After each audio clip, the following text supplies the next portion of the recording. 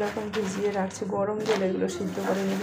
ওই ছোটো ছোটো সোয়াবিন ভালো করে এগুলো গরম জলে যত ধুয়ে নেবে মানে সিদ্ধ। সকালবেলা দেখো রুটি করার পরে এখানে জিরা আর ধনিয়া। Welcome back to my channel vlog with Mou চ্যানেলে তোমাদের সবাইকে জানাই অনেক অনেক স্বাগত, অনেক অনেক ভালোবাসা।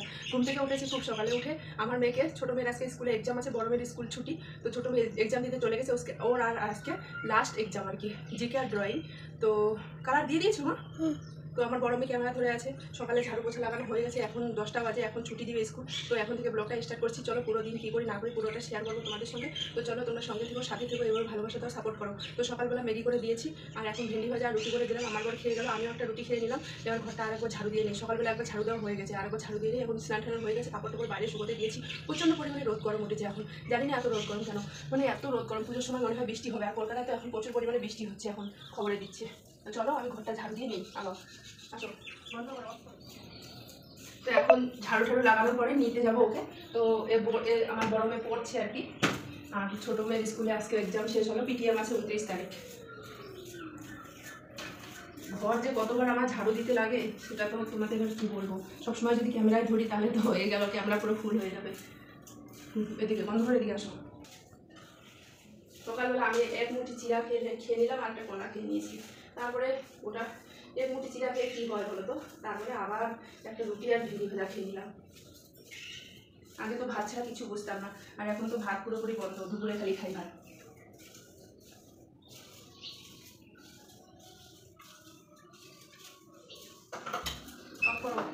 বাইরে আসবো। তো দেখো ঘর ঝাড়ু দেওয়া একবার হয়ে গেছে, আর একবার ঝাড়ু লাগাচ্ছি সামনের যে গেটের বাইরে।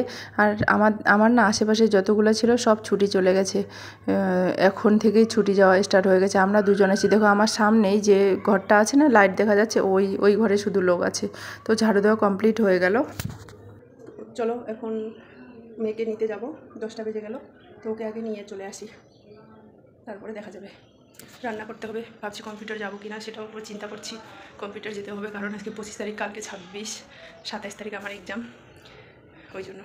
তোমাদেরকে বললাম না যে কম্পিউটারে যাব না, তো কী করলাম, আজকে ভিজি ছিল বলে তাই চলে আসলাম। এখন আছি দেখো ক্যান্টিনে, অল্প একটু ওখানে বসে ফটো টটো নিয়ে তারপরে চলে আসলাম। তো আমাদের ফটো নেয় আর কি। তো এখন ক্যান্টিনে জিনিস নিচ্ছে অন্য লোকে। তোমরা কি এখন জানো জিএসটি লেগে গেছে, কিছু কিছু জিনিসের দাম অনেক কমে গেছে।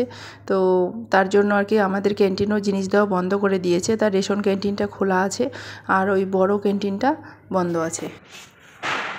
ভাবছিলাম কম্পিউটার যাবো, না গিয়ে আর পারলাম না। কম্পিউটারে ওখানে ছিল ভিসি আজকে, তো আমাদের মাঝে মাঝে ভিসি হয় কম্পিউটার ক্লাসে, না ভিসি হয় মানে ভিডিও কলে কথা হয়। তো ভিডিও কল ক্লাস ছিল অনলাইন, তো গেলাম 11:30 সময়, এখন বাজে 12:15। এখন চলে আসলাম, একটু রান্নাবান্না করতে হবে। তো ডিউটি থেকে আসবে, তো চলো রান্নাবান্নাগুলো করে নিই। ওদেরকে রুটি খেতে দিয়ে চলে গেছিলাম, কিন্তু রুটি ওরা খায়নি, বুঝতে পারছো, রুটি পড়ে রয়েছে। আর সকালবেলা দেখো রুটি করার পরে এখানে জিরা আর ধনিয়া গরম করে রেখেছিলাম, সেগুলো এখন পেস্ট করবো, এগুলো পাউডার দিব। কারণ কি জানো তো, দুটো মানুষ খাই তো, মিক্সিতে অল্প মশলা ভালো করে গুঁড়ো হয় না, ওই জন্য গরম করে মশলাটা গুঁড়ো পাউডার করে রেখে দিব। আর সেই মশলাটা সবজিতে দিব, নাহলে ওই দুটো লোকের জন্য এতটুকু একটু জিরা এতটুকু আদা পেস্ট করলে না ভালো করে পেস্টও হয় না, বেকার। ওই জন্য মিক্সি আর চালাবো না, একবারে পাউডার বানিয়ে রেখে দিব, ওটাই চলে যাবে। তো চলো বন্ধুরা, ভাত বসিয়ে দেবো। দেখো মেহেন্দিগুলো কালকে দিয়েছি, কালকেও তো কালার ছিল না, আজকে দেখো কত সুন্দর কালার হয়েছে। আমার মেহেন্দি করতে খুবই ভালো লাগে, আমি কোনো ডিজাইন জানি না, যেরকম সেরকমই করি। আমার মেয়েও করিয়েছে, কালকে রাত্রে করিয়ে দিয়েছি ওকে।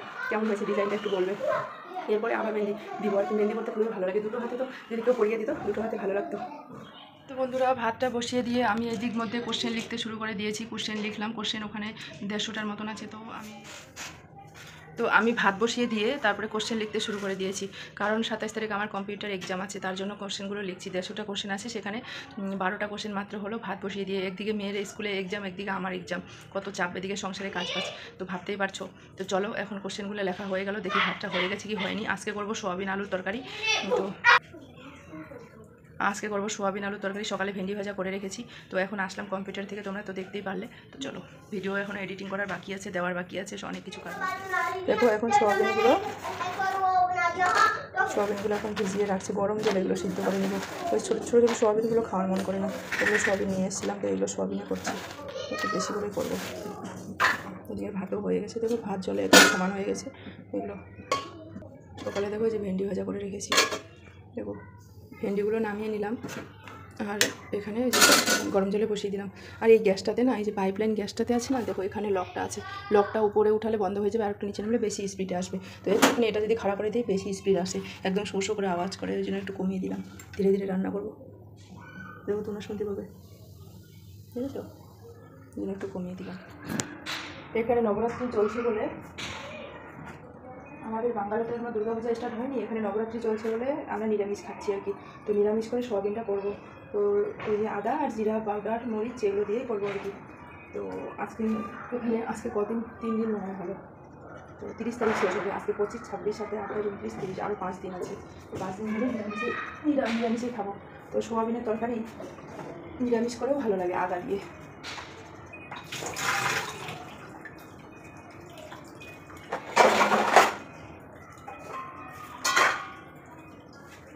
সোয়াবিনগুলো গরম জলে ডুবানো হয়ে গেছে, এখন এগুলো ভালো করে ধুয়ে নেবো।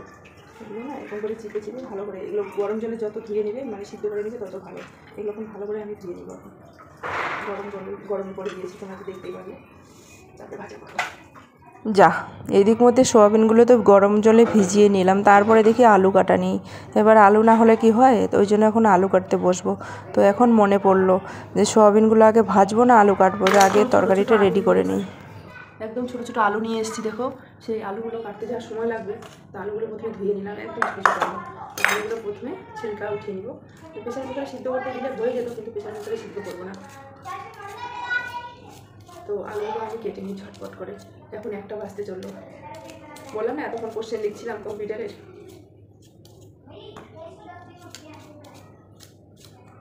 ছোটো ছোটো আলু কী হয়, টাইম লেগে যায়। বড় আলু কী হয়, 1টা 2টাতে হয়ে যায়।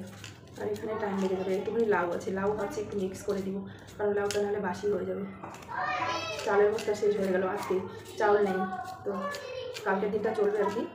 দেখি আজকে বরকে বলবো যদি চালের বস্তা নিয়ে আসে, না নিয়ে আসলে কালকে ক্যান্টিন থেকে নিতে হবে। আমাকে ক্যান্টিনে চালের কী বলতো, ওই চাউলগুলো দিয়ে হয় না, আর এই চাউলগুলো দিয়ে।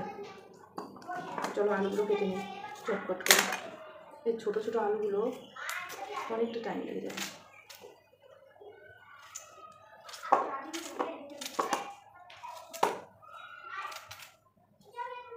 আমরা আলু এমনিতেই কম খাই এখানে।